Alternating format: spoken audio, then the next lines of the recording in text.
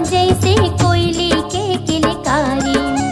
जन्म देवैया के करम लिखैया के मान बढ़ाबो जी।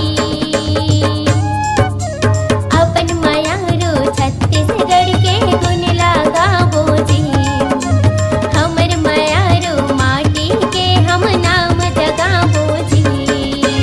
माँ भारत के एक दुलौरिन छत्तीसगढ़ महतारी। यहाँ की बोली भाखा जैसे कोयली के किलकारी। जन्म देवैया के करम लिखैया के मान बढ़ाबो जी।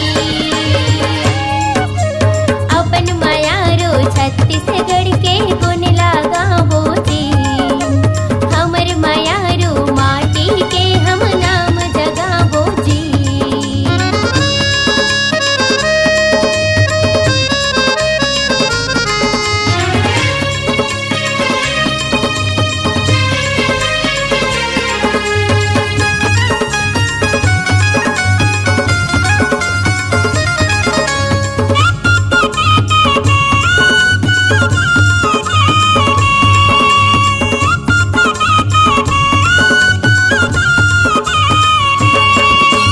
शिवरी नारायण चंपारण राज्य में सिरपुर धाम है।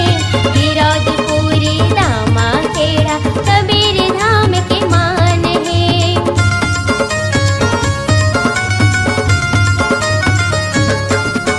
तंतेवाड़ा माँ तंतेश्वरी डोंगरगढ़ बमलाई है।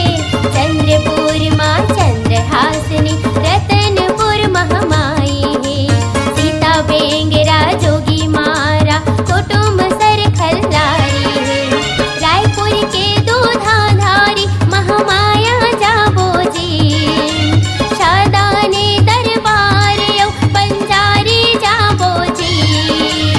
अपन मायारो छत्तीसगढ़ के गुण लगाबो जी।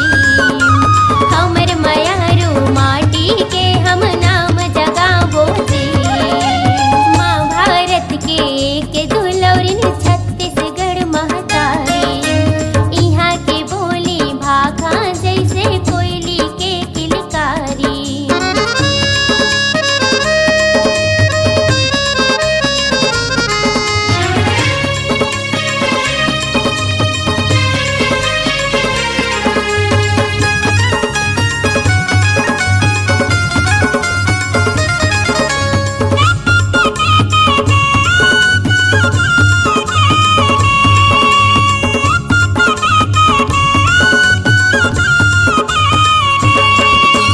बैला डीला दुर्ग भेलाई कुरबाई है किसान है।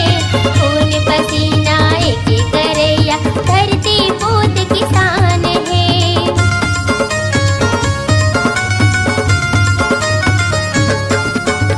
अरपा पैरी महानदी के पवित्र निर्मल धार है। चटनी बासी पेज मिठा के रंग रंग के तिहार है। बस्तरी हा सरगुज हा मनबर जंगल हा परिवार है। पंथी सोवा कर्मा गाबो गाबो दरिया जी। भोला भाला छत्तीसगढ़िया सबले बढ़िया जी।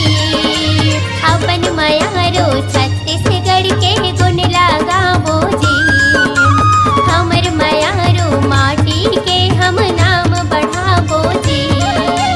माँ भारत के एक दुलौरिन छत्तीसगढ़ महतारी। यहाँ के ठेठरी कुर्मी छीला रंग रंग के तरकारी। जन्म देवैया